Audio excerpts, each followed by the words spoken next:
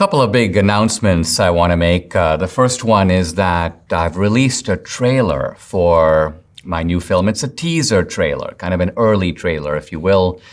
The film is going to be called 2000 Mules, 2000 Mules. And you can watch the trailer in one of two places. The first one is the website, 2000mules.com. And if you go to the website, make sure that you sign up on the email list because we'll keep you informed as we get closer to the movie.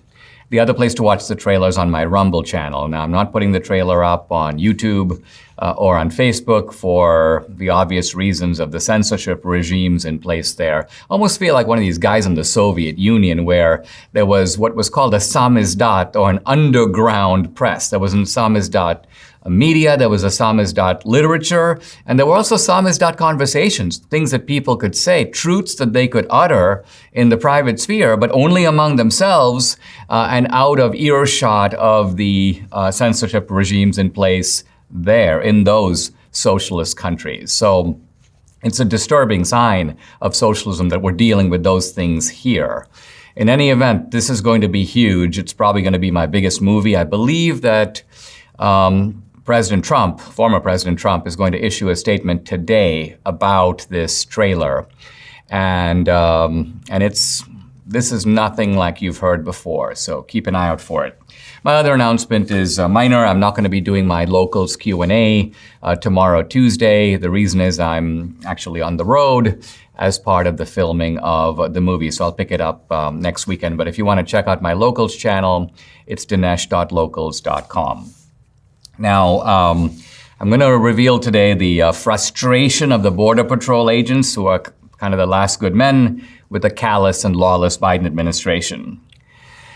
A case involving the DOJ trying to get a light sentence or a lighter sentence for a very vicious Antifa/BLM murderer is very revealing about the double standard of justice in this country. Dan Crenshaw, Congressman Dan Crenshaw, is going to join me. He's going to clarify his positions on two controversial social media clips. And finally, I'm going to look at what is it that motivates entrepreneurs to do what they do. And the answer turns out to be not money. This is the Dinesh D'Souza podcast.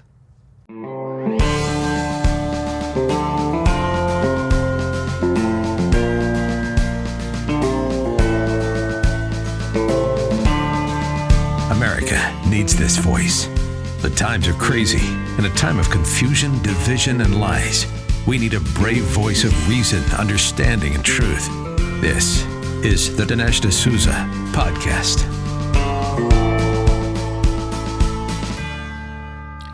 The Biden administration has, for cynical political reasons, essentially left the border open, porous. And people are pouring through record numbers of people. It seems like every month we exceed the record of the previous month. The latest data from December shows another record.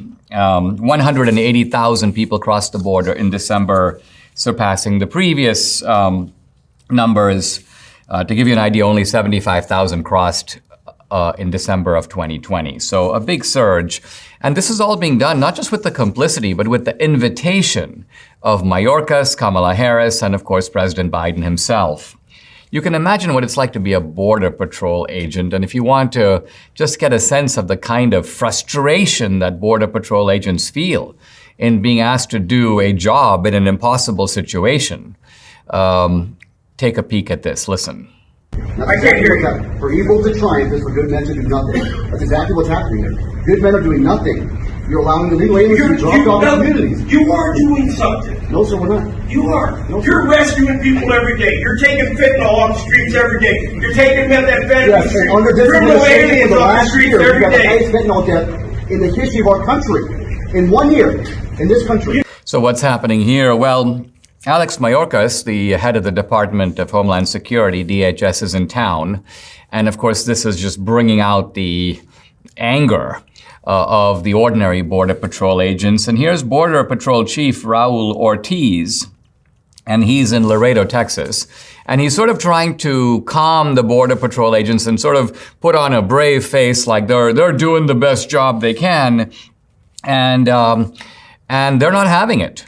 So, Ortiz is basically saying, well, listen, we're still doing a lot of good work, guys. We're still stopping the fentanyl as best we can. And the Border Patrol agents are having none of it. They're saying, listen, there's record numbers of fentanyl coming in. They're coming in apparently with the kind of wink of the Biden administration. And so what are we even doing here? We can't even use the word illegal. We can't call them illegal aliens. And then, of course, Ortiz goes, well, you call them illegals right now. I'm not firing you, am I? So you've got a guy who's a supervisor, and he's obviously an apparatchik. In other words, he has to represent the Biden administration. He has to pretend like their jobs are not being systematically abused. But I love the line where one of the agents is in effect quoting Edmund Burke. That's exactly what's happening here. Good men are doing nothing. And I guess the implication here is if the Border Patrol agents don't speak out, it's kind of like if cops don't speak out when you have a kind of a system of organized lawlessness, the system is only going to continue to get worse. And so I feel terrible for these guys. They've put their lives on the line. They take risks going out every day. They're trying to serve their country. They're trying to do good work. And they're being spiked. They're being torpedoed by a callous, cynical, and politically calculating Biden administration. The left might have the power, at least to a point, to cancel Mike Lindell, but you and I have the power to uncancel him.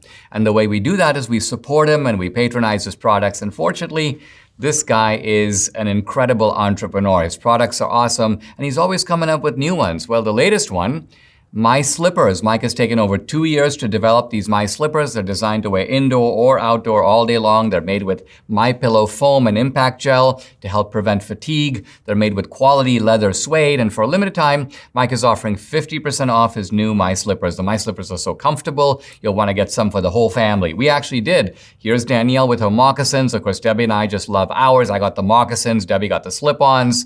So go to MyPillow.com and use promo code Dinesh. You'll get deep discounts up to 66% on all the MyPillow products, the pillows themselves, the Giza Dream bed sheets, the robes, the MyPillow mattress topper, and MyPillow towel sets. Call 800-876-0227. That number again, 800-876-0227, or go to MyPillow.com. Make sure to use promo code DINESH Dinesh. If you don't really believe that there is a now deeply rooted double standard of justice in this country, let me give you a couple of cases to compare one against the other. You remember Jacob Chansley, the guy with the big feathers and the guy with the ridiculous outfit on January 6th. Now, this is a guy who went into the Capitol and basically paraded around. No weapons, no assault, no even implication of violence.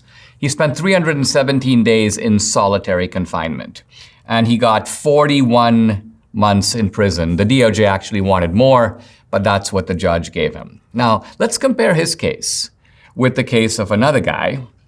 This guy's name is Montez Terriel Lee. And this is a guy during a George Floyd riot, an Antifa BLM riot. What did he do? He set fire to a pawn shop deliberately. He was an arsonist. And there was a man inside the pawn shop named Oscar Lee Stewart, 30 years old, who was torched to death. This guy was burned, and his body was found afterward. He obviously inhaled fumes, and he suffocated to death as a result of the actions of this guy, Montez Terriel Lee. This is the black guy. I'm looking at a picture of him. He's kind of holding his hand up in a kind of Black Power salute outside the pawn shop. He was obviously very proud of himself and what he did, and he was making a defiant gesture outside the pawn shop like, look, I'm the guy who did this. And now I want to read from the Biden DOJ's statement to the judge, asking for this guy not to get a typical murder sentence, not to get a life sentence, not to get a capital murder sentence, because the truth of it is if you commit an intentional felony, and in the course of that felony, even though you didn't intend to kill that guy, in the commission of the intentional felony, you did kill that guy, it becomes a capital offense normally. But for the Biden DOJ, these are, let's just say, understandable circumstances. And so the Biden DOJ wants 12 years for this guy for this crime, a crime that normally carries life. I want to read from the Biden DOJ's document. They say, Mr. Lee's motive for setting the fire is a foremost issue. Mr. Lee credibly states that he was in the streets to protest unlawful police violence and was, quote, caught up in the fury. Now they say, the DOJ, as anyone watching the news worldwide knows, many other people in Minnesota were similarly caught up. Quote, there appear also to have been many people who felt angry, frustrated, and disenfranchised, and who were attempting, in many cases, in an unacceptably reckless and dangerous manner, to give voice to those feelings. Mr. Lee appears to be in that category. And then they go on to say, he appears to have believed that he was, quote, in Dr. King's eloquent words, engaging in, quote, the language of the unheard. Now, Martin Luther King at one point said a riot is the language of the unheard. And here you have the Biden DOJ invoking Martin Luther King to make this guy seem like not a nice guy, but someone who sort of got whipped up into a frenzy. And we can kind of understand the cause because after all, he was fighting for social justice. And then the judge goes along with this. The guy gets 10 years, which when you consider what he did is an absurdly light sentence. Here's the judge. The judge says to Mr. Lee, and contrast this again with the judges who have been excoriating the January 6th protesters, nonviolent protesters. Oh, you're trying to overturn an election, you're trying to mount a coup, you're endangering our system of government. Here's the judge. Her name is Wilhelmina Wright. She says to Lee that you are, quote, more than the person who celebrated your actions on social media. You are more than the person who destroyed that business by fire. You are more than the person who set that fire that killed a man. In other words, the real Mr. Lee is not the guy who did those things. And then the basic idea is, this is how she concludes. So while there were no excuses for your actions on May 28, 2020, you have a chance to move forward and live a productive life. The judge is actually, even though the victim is dead, saying to the perpetrator, you know, I'd like to see you go on. I'd like to see you become a better person. We don't have to judge you entirely by what you did on that day. You were sort of carried away. You were articulating, quote, the language of the unheard. So look at the kind of gentle, understanding, empathetic way in which the DOJ treats this particular case, and then contrast it with the tight-lipped, glint in your eye anger that judges, including in one or two cases Trump judges, have unleashed on protesters who showed up in Washington, D.C. on January 6th to simply express their frustration at what they believed was a completely stolen election. After taking Balance of Nature, Debbie and I have noticed, well, we have kind of an increase of energy, and for Debbie also, well, regularity was a problem, and she solved it with this. It's called Fiber and Spice. We both love taking Balance of Nature. We can't possibly eat the correct servings of fruits and veggies every day, and so for us, this is a solution that makes sense. And it's actually, the word is sort of spreading here in the studio. Our technical director, Brian, got curious. He's like, what's this Balance of Nature? So we're like, hey, Brian, you try it. And here he is. I'm gonna have him just duck in. Brian, you've been on the Balance of Nature and you've noticed a difference. It's been really good. I'm really seeing what I had not been eating. You know, how well I've been not been eating. And I've even starting to pass it on to some others. I got a great friend that's been working really heavy the past 3 days, and he's seeing, by the third day, he's seeing an energy level. And I think a certain coffee shop's starting to miss me having to go there every day. That's awesome. Well, thanks, Brian. Really appreciate it. Well, look, we take daily servings of fruits and veggies. It's 10 daily servings and 6 small capsules. Here are the fruits, here are the veggies. They're no trouble swallowing, always fresh, nothing artificial. So invest in your health, invest in your life. Join me and experience the Balance of Nature difference for yourself for years to come. For a limited time, all new preferred customers get an additional 35% discount and free shipping on your first Balance of Nature order. Use discount code America. Call 800-246-8751. That's 800-246-8751, or go to balanceofnature.com and use discount code America. It might have seemed when the January 6th committee was formed by Nancy Pelosi, once they had recruited their kind of Republican stooges, people like Liz Cheney, that their investigative activities would be focused on the people who did January 6th, the people who actually breached the Capitol and there would be an investigation of what made them do that. Actually, such an investigation, if conducted impartially and fairly, would reveal that these are not insurrectionists, that these are people, certainly for the most part, maybe there are one or two exceptions who thought, I'm going to take over the US government. You'd have to be a little mentally deranged to even think that. But nevertheless, the vast majority of people were not there for that purpose. But what the January 6th committee is doing is hounding all kinds of people who had nothing to do with January 6th. A case in point is a guy, black guy, named Jeff Clark, who wrote a very interesting article in the American Spectator that I'm going to summarize. This is a guy who's kind of an American success story. He grew up in a middle-class family. His dad was a truck driver, a Democrat. He became the youngest in his family to graduate from Harvard. And he was one of the youngest graduates from Harvard. He got a degree in economics. He went on to practice law at the law firm of Kirkland and Ellis. And then he served a distinguished career in the Justice Department, advising in a whole bunch of different capacities. He goes through some of his cases. They're very different cases. But under Trump, he becomes the head of the DOJ's Civil Division. And now, when you're an attorney in the Justice Department, your job is to provide advice, your best opinion, to the president. And that's what this guy did. The January 6th committee now wants him to come before the January 6th committee and reveal what did he tell President Trump, what did he advise President Trump to do in the period leading up to and in the aftermath of what happened on January 6th.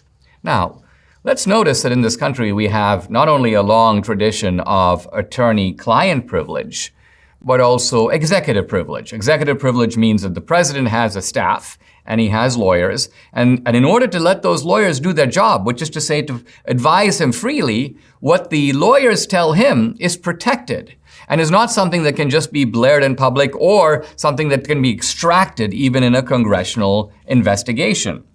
And so Mr. Clark appeals to Trump and says, in effect, are you asserting executive privilege? Do you want me, in a sense, to divulge what I told you? And Trump goes, yeah, I'm asserting executive privilege. I was the chief executive. You were my lawyer inside of the government. And so our communications are privileged. And so Clark tells the January 6th committee, sorry, but given executive privilege and given the long tradition, by the way, the first guy to assert executive privilege in this country was none other than one George Washington. So this is a tradition of executive privilege for the reasons I've just outlined that goes back to the beginning of the country. So this guy Clark is like, I'm not showing up. And then they're saying, well, what if we force you to show up? What if we make you show up? And he goes, well, if you make me show up, I'm going to have to plead the fifth. Now, what's remarkable is that when he said that, the head of the January 6th committee, this is committee chair Benny Thompson, basically goes on Rachel Maddow and says, if this guy pleads the fifth, that means he's guilty. I'm going to read the quote. If Clark is saying, I'll come, but I'll plead the fifth, he says, then, quote, you're part and parcel guilty of what occurred. Really? Once again, what you're seeing here from the Democrats is flagrant violations, not just of process, but of the basic idea that you're innocent until proven guilty, that if someone wants to claim that you did a crime, you have every right to say, prove it. I don't have to collaborate with you in proving it. You prove it, and I will plead the fifth. Now, once again, I want to emphasize that this is not a guy who breached the Capitol. This is not a guy who did anything on January 6th. He's not charged in any way in that connection. They're simply trying to bludgeon him into setting aside both executive privilege and his Fifth Amendment rights to make him testify, and absent that, they're implying that he must be a bad guy. This is such a basic violation of judicial fairness that I think we can fairly conclude that the January 6th committee is legally as well as morally completely out of control. Reagan saw it 40 years ago, massive inflation that we haven't seen since then until now. Now, in Reagan's words, inflation is as violent as a mugger, as frightening as an armed robber, and as deadly as a hitman. Right now, your retirement accounts are under attack thanks to the inflationary policies of this administration. So if you haven't yet called Birch Gold, these are the only people I trust to help you diversify your 401k or IRA into gold, well, you're kind of missing the boat. In fact, you're treading water without a life vest. Birch Gold has your life vest. Let them help you convert an IRA or eligible 401k into a tax-sheltered IRA in gold. With thousands of satisfied customers, an A-plus rating with the Better Business Bureau, you can trust Birch Gold to protect your savings. So go ahead, text Dinesh to 989898. You'll get a free information kit on gold. Reagan knew the biggest threat to our wealth. Protect yours now. Text Dinesh to 989898 to get your free information kit now. Hey guys, I'm really happy to welcome to the podcast fellow Texan Dan Crenshaw. Dan was a military veteran and a military hero, 10 years in the SEAL teams, 2 Bronze Stars, 1 with Valor, the Purple Heart, the Navy Commendation Medal with Valor, the Kennedy School of Government, and since November of 2018, he has been representing Texas's 2nd congressional district.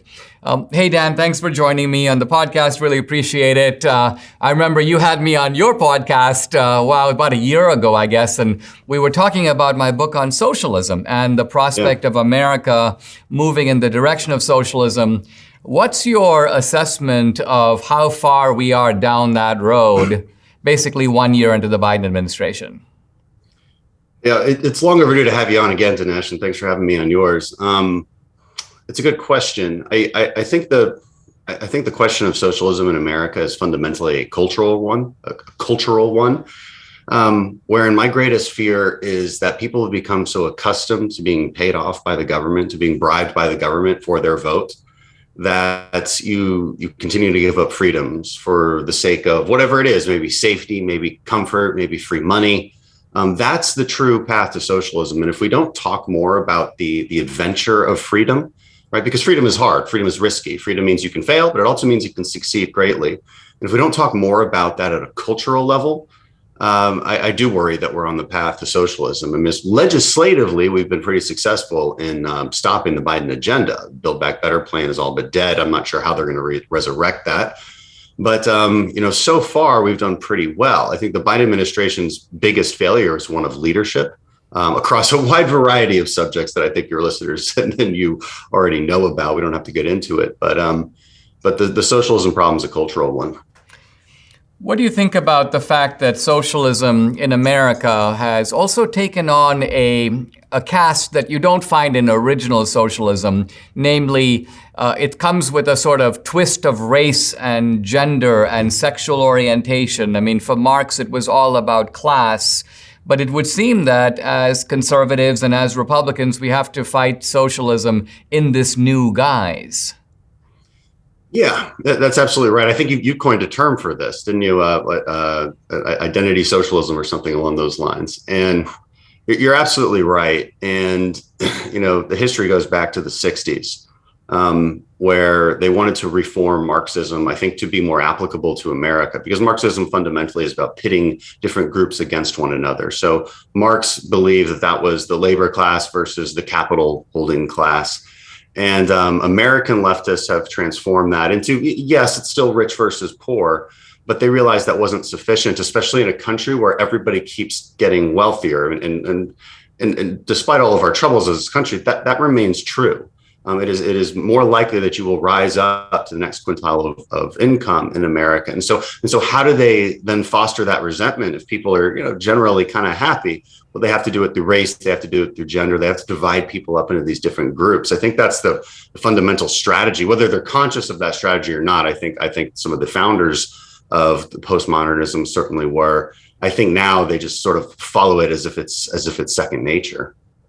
Dan, I want to turn to and have you explain and clarify a couple of issues that have popped up on social media. At least that's where I saw them. I think they come out of the town meeting that you had, in which a young girl sort of accused you of not believing that Jesus Christ was a real person. And of course you said, hey, Jesus Christ is a real person, but you got a little annoyed at her and you implied that she was questioning your faith. Talk a little bit about how that came about. I wasn't there. I'd like to sort of just get your take on what happened there. And I want to ask you just straight out, would you think you were a little hard on her in the sense of, did you become a little too defensive? I would say simply, no, I wasn't. She's not a little girl. She's an 18-year-old volunteer for my opponent. So people who were there understood that I had just addressed that question because this silly rumor has been going on recently. There's a paid smear campaign against me. It is a primary season. And so I had addressed the rumor. I said, look, of course, I believe Jesus is real. You could smear me in a variety of ways. I get smeared and lied about every single day. But there are certain lines that I think that I think I'm going to push back on, that I'm going to feel like you can't cross. And questioning my faith or attacking my family, those are going to be lines that I don't want crossed. And this stems from a very disingenuous attack on me written by some no-name writer here in the Houston area that claims that that my words on a previous podcast implied that I didn't believe in Jesus, which is just absolutely false. I was talking about my book in that podcast. And in my book, you can very clearly understand what I'm saying about heroic archetypes. And by the way, heroic archetypes doesn't mean somebody's not real. It just means it's the prime example of something for someone, which Jesus is the prime example of the perfect human, the perfect man for which we are to follow, to try and be more like him. It's a very simple point that Christians understand very well. And to try and twist my words into saying I don't believe in Jesus, I will get defensive. I will get defensive at those kind of things. I mean, the interesting thing is when I saw it, I immediately disbelieved the substance of it. But the question I was kind of looking at was, did you seem a little bit kind of discombobulated by this? But what you're saying is that this was sort of a planted question that was designed to kind of put you up against the wall, and it was in fact motivated by somebody who is supporting one of your opponents. Exactly. The internet believes she was a 10-year-old girl. She's not. She's an adult who works for my opponent. I had just addressed the question, and I don't think I acted in any discombobulated way. I simply said, "Look, let me help you understand because you're claiming that you don't. These are two separate thoughts talking about Jesus, and don't question my faith." That's all I said. So I think there was a bit of manufactured controversy over this one. Gotcha. Let's take a short break. When we come back, I want to talk further to Dan Crenshaw, this time about a question involving January 6th, and also the broader question of how the GOP, the Republican Party, can come together to have a unified front going into the midterms. We'll be right back. Nobody likes aches and pains, but they kind of come to us all eventually from the normal wear and tear of time or from injury. But now there's a 100% drug-free solution. It's called Relief Factor. Relief Factor supports your body's fight against inflammation. And guess what? Inflammation is the source of aches and pains. The vast majority of people who try Relief Factor order more. They become regular customers for the simple reason that it works for them. Debbie's a true believer. She's had frozen shoulder. She took Relief Factor. Boom, the pain went away. It's been a total game changer. And Debbie knows if she doesn't take it regularly, the pain is going to come right back. So she's like, I'm not going to be without this again. Being able to lift her arm and exercise, super important to her. Relief Factor is the tool she needs. She's glad she's got it. You too can benefit. Try it for yourself. You'll see. Order the 3-week quick start for the discounted price of only $19.95. Go to relieffactor.com or call 833-690-7246 to find out more about this offer. That number again, 833-690-7246, or go to relieffactor.com. You'll feel the difference. I'm back talking to Dan Crenshaw, congressman representing Texas's 2nd congressional district. Dan, in a second episode that was kind of bandied about social media, a guy stands up in your town hall and basically says, what can you do to help the January 6th protesters? And you made 2 points. You said, one, we're in the minority, so there are limits to what we can do.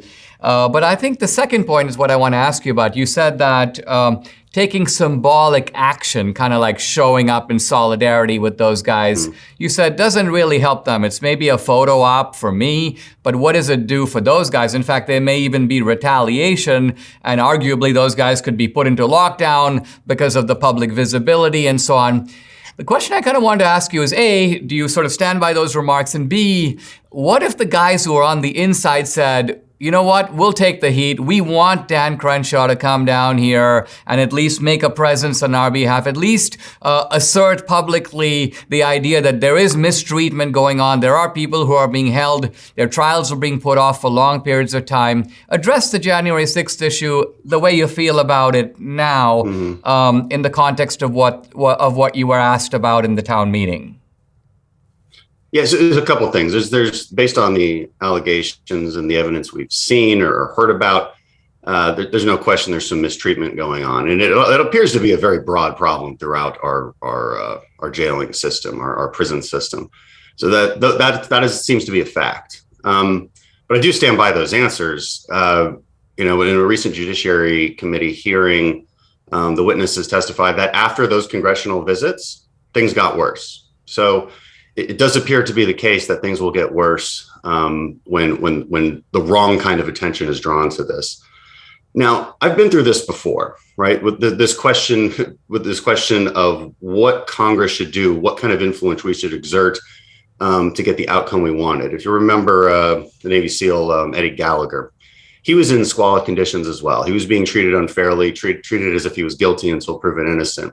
And there was a discussion in Congress about what kind of letter to write to the DOD to get this on the president's radar. Because at the time, the president was Trump. So we had an ally in the administration. That's another thing that's different now. And there was my side of it, which said, look, we've talked to legal counsel. We believe that this approach is the right one because it might actually have an outcome. It might actually have some kind of benefit. And there's this other letter that the Gallagher family wanted and that some members of Congress wanted, which was really just performative. It was really just a shot in the dark that had no real legal teeth to it, that had no real arguments to it, and would have been ignored. But it sounded better. And so the question is, do we want to sound good or do good? That's the question. And of course, some people would prefer to sound good. I mean, Eddie Gallagher is one of my biggest trolls online right now, perhaps for that reason. But he should know that what we were trying to do was more thoughtful, an approach that actually would have helped him. Now, in the end, President Trump finally did get on his radar, and he took action accordingly. So it didn't really matter what was going on in the Congress. So that's my only point here is we have to be realistic about what we can accomplish and then how our strategy should be to get the outcome that we want. Because I do think that there's some wrongdoing right here with these prisoners and how long they've been held without trial, without formal charges, without access to legal counsel. Those are things that absolutely need to be investigated. We need to win elections so that we could control those committees and investigate them accordingly. So I take two things from what you said, which I actually find very encouraging. One, you're actually saying publicly now that there is a lot of mistreatment, and particularly when you're dealing with the non-violent protesters. A lot of these guys are being, first of all, their motives are being wrongly described. These are not young Robert E. Lees who came to overthrow the government. These are guys who believe that, hey, the Supreme Court wouldn't even hear our case. They wouldn't even adjudicate an issue. Let's go down there and see if we can bring it to the attention of Congress. Now, what about the idea of just issuing a public statement that basically says, hey, listen, from what I can see, there's a lot of mistreatment because there's so much, I would say, frustration on the part of Republicans that the Democrats take their issue to the mat. They go as far as they can go. And for your constituents who say, well, maybe it's not tactically wise for Dan to go down there, but why hasn't he been a little more outspoken on things that he clearly believes because you're saying them to me now? Well, every time I'm asked about this, I say it. I said it at the event that you're referencing to. But that event was designed just to clip certain things and take things out of context. But I have said it publicly, actually, many times, even before last week. So it is something. It's a fact that we're not even arguing about. I don't even think the Democrats are arguing about it. The question is, how do we conduct that oversight? And it doesn't seem like Democrats really want to. It was somewhat encouraging in the recent hearing, the Democrats tried to argue with Jim Jordan and say, well, why do you only care now? This has been a problem that's been ongoing for years across the prisons. And Jim Jordan actually said, yes, exactly. Let's address all that too. And I thought that was a really great response. Dan, let me ask you about a broader question, which is that here we are with an unpopular administration, an administration that has been pushing an extreme agenda and appears to be almost impervious to public opinion, thus creating a great Republican opportunity for the midterms. But it does appear, and part of what we've been talking about shows that there's a certain factionalism in the GOP. Can you identify, from your point of view, what is the dividing line in the GOP? Is it between an establishment and a kind of populist wing? Is it between sort of hardcore people and so-called rhinos or moderates? How would you draw the dividing line? And then more importantly, how do you think that Republicans can sort of heal that divide and come together so we can march to victory in November? I tend to think that the divisions on the right, and this is different from the left. The divisions on the right are manufactured for the most part. There aren't wide ideological differences between a so-called moderate established Republican and a shoot first, ask questions later kind of populist fire thrower. I'm not sure what the difference is as far as policy goes. There's certainly a difference in tactics and in tone and in strategy.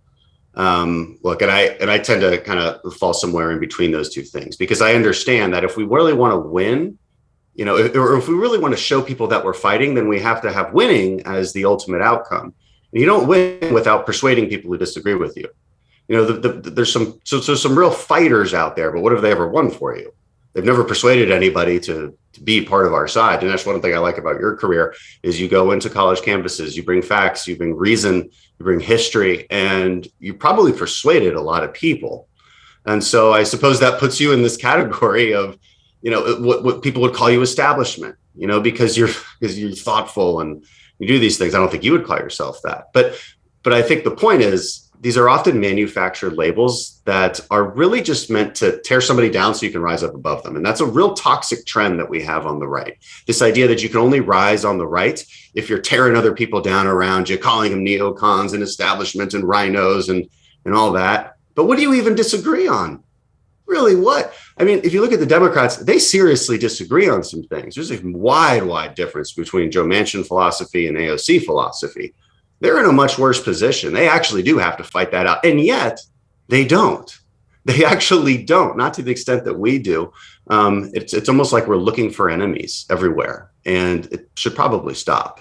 So you're saying we should recognize that even if there are temperamental and strategic differences on our side, we should recognize that we are on the same side and that the adversary, if you will, is on the other side of the aisle. That's who we're up against in the election, right?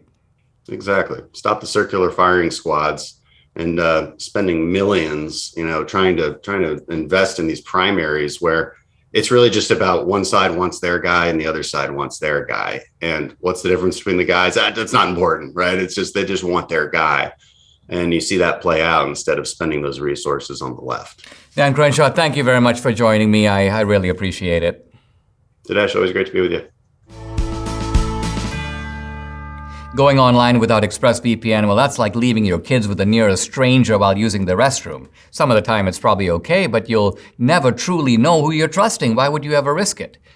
That's why you need to be using ExpressVPN. Every time you connect to an unencrypted network, a cafe, a hotel, and an airport, any hacker on the same network can gain access to your personal data. It doesn't take much technical knowledge to hack someone. Just some cheap hardware is needed. Your data is valuable. Hackers can make up to $1,000 per person selling personal information on the dark web. Now, ExpressVPN is so secure that no one can get past ExpressVPN's encryption. You just fire up the app, click one button, boom, you're protected. It works on all smart devices. So go ahead, secure your online data today by visiting expressvpn.com/Dinesh. That's expressvpn.com/Dinesh. That'll get you an extra 3 months free. Once again, go to expressvpn.com/Dinesh. I noticed that Washington State School Board has decided to remove from its curriculum a classic novel that I read for the first time in 12th grade in high school in this country. I was in public school in Arizona. This is Patagonia Union High School, circa 1978. And I wasn't familiar with Harper Lee's novel To Kill a Mockingbird, a beautifully evocative novel that is set in Alabama in the 1920s, early 30s, that period. And it's about a black guy who is unjustly accused of raping a white girl. Gregory Peck, who plays the role in the movie, there's a very good movie, To Kill a Mockingbird, quite closely based on the book, and defends this black guy and is unsuccessful in defense, although he makes a completely persuasive case. Everybody knows what happened. Everybody knows the guy didn't do it, and yet a kind of bigoted jury finds him guilty. It appeals to your sense of justice. It makes you angry at the injustice. It is a deeply anti-racist book as well as movie. And yet, you might have to ask, why would the Washington State School Board, which is into anti-racism, want to get rid of it? And now I can think of some reasons why one might want to change out a book like this. You might say, well, wait a minute, Dinesh, this is giving a picture of the United States that is a time capsule. Maybe the United States was like that in the 1920s and 30s, but here we are a century later, and it's in no way like that now.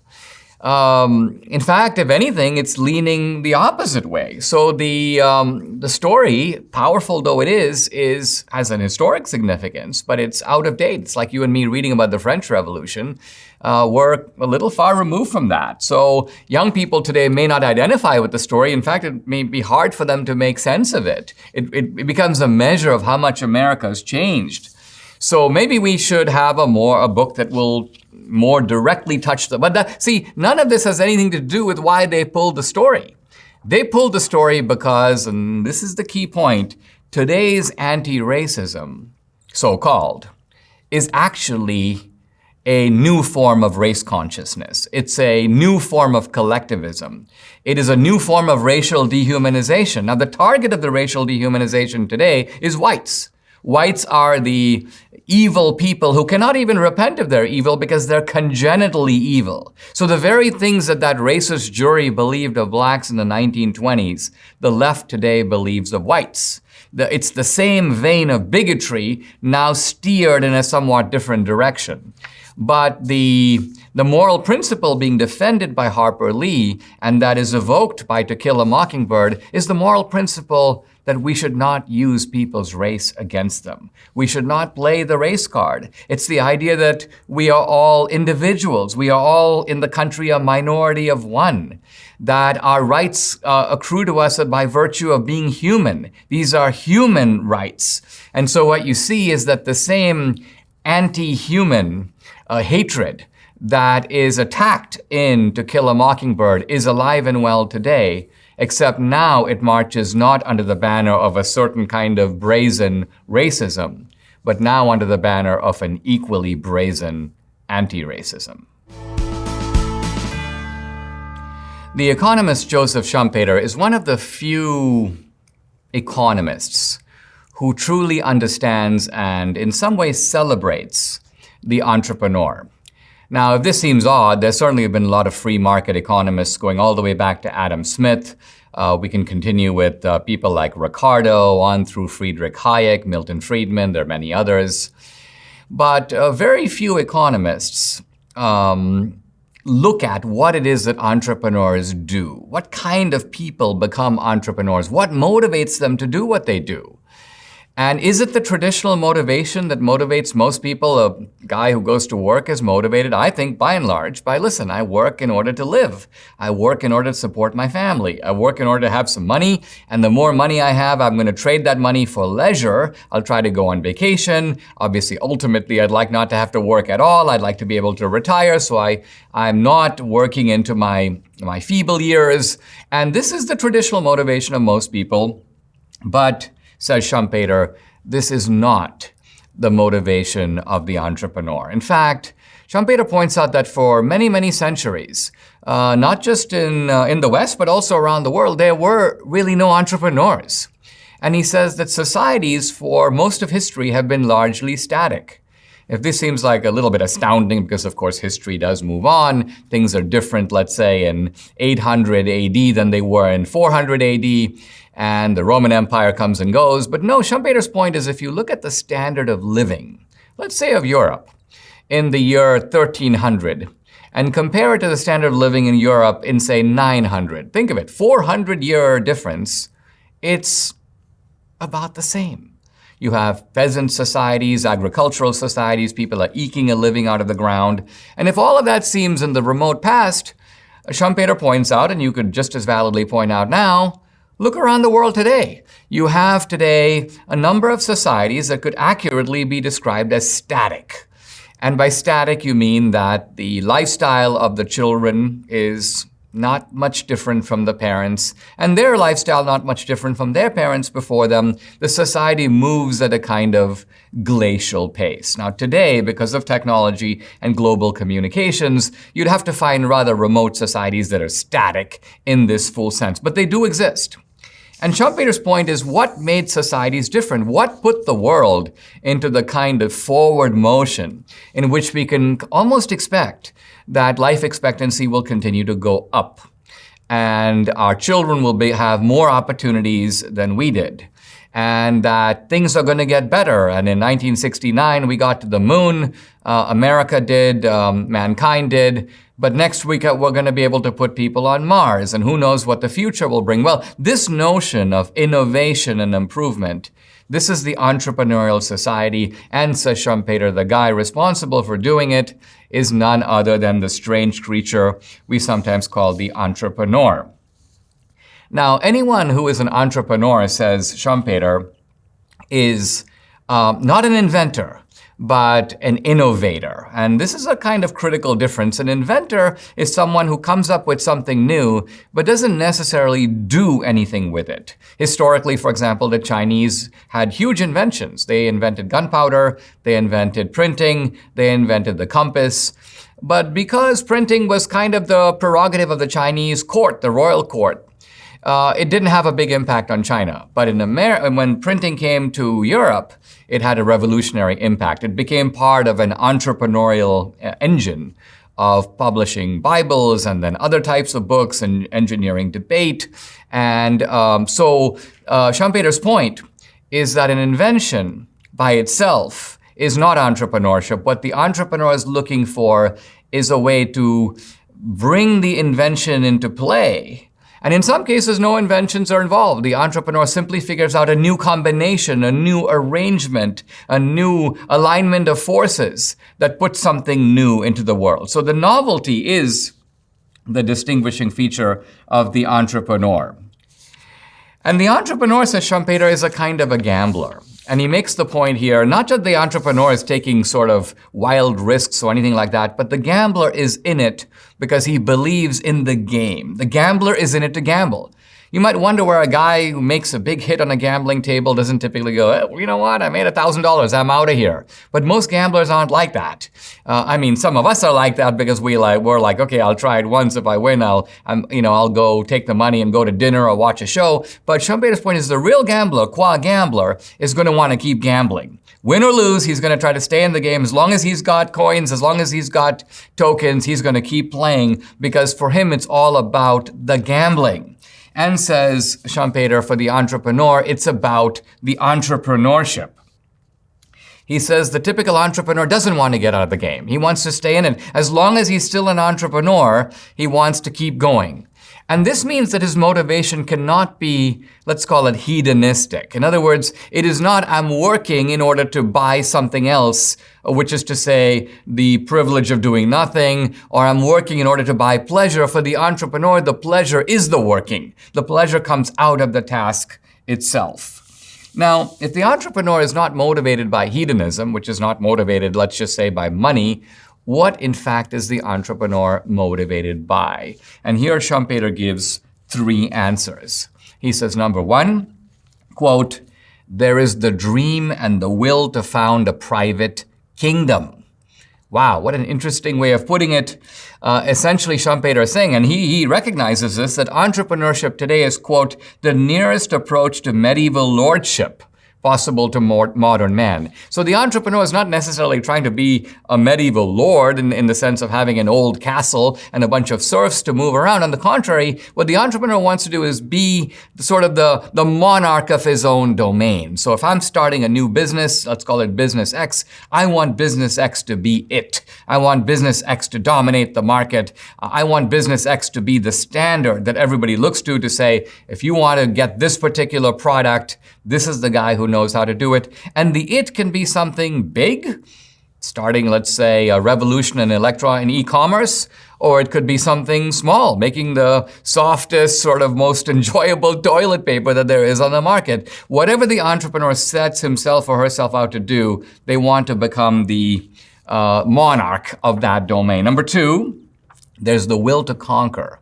And he calls it the will to succeed for the sake not of the fruits of success, but of success itself. So the entrepreneur wants to be a winner. Not a winner in the sense of I've got the most coins. And I've actually heard entrepreneurs talk about the fact that, yeah, they like to have the most coins, but really more as a kind of measure of their success. In a market where money becomes a determinant of whether or not people like your product, having more money becomes a symbol, almost like a badge. Hey, people must love my product because look, they're willingly exchanging a lot of coins for what I have to offer them. And so it's not the money that is the goal. The money is the sign of the success, but the goal itself is to succeed. It's like I had an idea, I executed the idea, and I carried the idea to the finish line. And he says, quote, this is number three, finally there's the joy of creating, of getting things done, or simply exercising one's energy and ingenuity. And here I think is where what Schumpeter is saying, he doesn't say this explicitly, but I'm saying it. He compares the entrepreneur to an artist.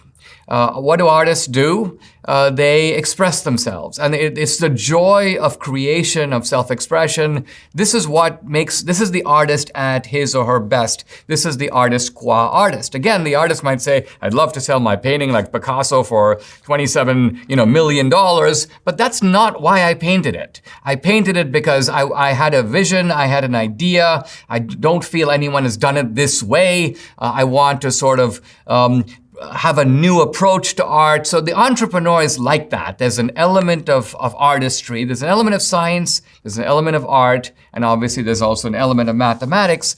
And then says Schumpeter, I think very interestingly, that the entrepreneur, although he doesn't want to quit, at some point he has to quit.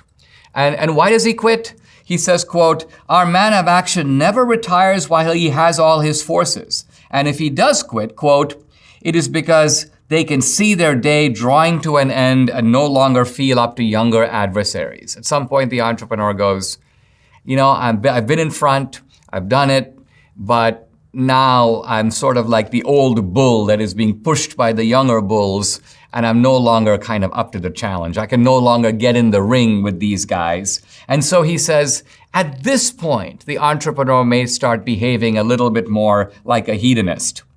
And he says that even though the entrepreneur now gets a big yacht and spends most of his time sailing the sea and is essentially wants to be seen at Hollywood parties he goes, that entrepreneur is on the downward slope. That entrepreneur is really not even an entrepreneur. And Schumpeter puts it beautifully. He goes, who leaves the battlefield is not he, in italics, who was used to win on it, but really someone else, his mere shadow. What he's saying is that the warrior who finally picks up his weapons and goes, I can't fight anymore. There are younger guys who are bigger, they're stronger, they're just better than me. He goes, well, you're not a warrior anymore. Your warrior days are over. So yeah, you've got the same man and he looks the same, but he's a shell of his entrepreneurial self. And I can conclude this way. Here's Schumpeter. You only live during a fraction of your physical life. He says, the artist, the scholar, the politician, and also our captain of industry, they all have a relatively short time span of really creative activity. Then a peculiar exhaustion kicks in. The man is not himself anymore. He doesn't come up with anything new anymore. So at this point, you have entrepreneurs whose greatness, as you may say, in the past. They recognize it and they leave the field. But when they leave the field, they are entrepreneurs who once were, but no longer entrepreneurs per se. Subscribe to the Dinesh D'Souza podcast on Apple, Google, and Spotify, or watch on Rumble, YouTube, and SalemNow.com.